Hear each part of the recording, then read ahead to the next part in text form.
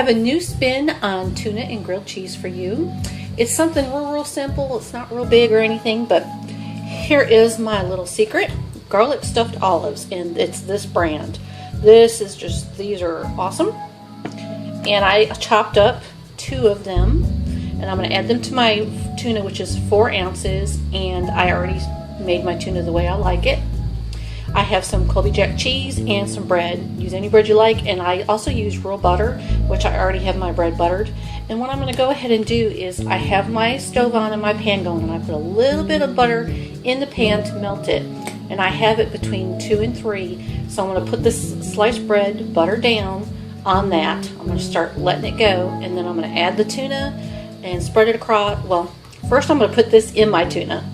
So, just so you know, I'm going to add that to my tuna, then I'm going to go ahead and put this on the bread, and then I'm going to put my cheese on it, and then I'm going to put the other slice on. And then when this side's done, I'm going to flip it. So I'll show you that. Here is my bread and tuna starting to grill.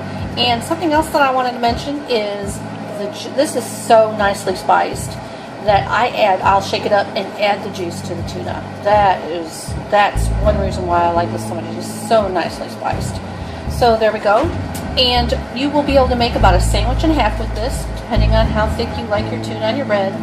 Liliana does not like bread. This is for me and Liliana right now.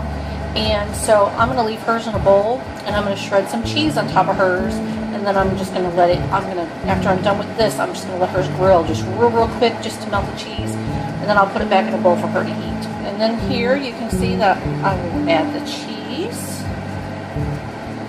I don't butter both sides of my bread. I don't feel like it's necessary. Just, let's overlap that just a little bit. There we go.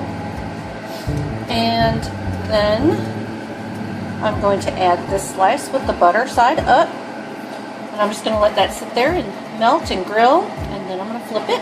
Here's a nice shot of that flipped over. Now to make this look pretty, I put a little Parmesan cheese on top and some basil, and that'll melt and taste really good. It just fancies it up a little bit. So here's a quick shot of what I do with Liliana's tuna and cheese.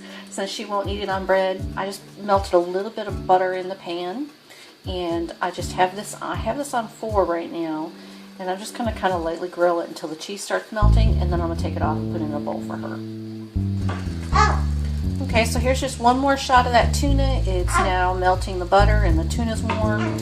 And just a quick note, if you wanted to, you could actually make tuna patties with this, and all you would do is add 1 egg and mix it all up, and then you could mush together like you would a hamburger, so, and flatten it out. So there we go, that's done, and I'm going to put it in a bowl.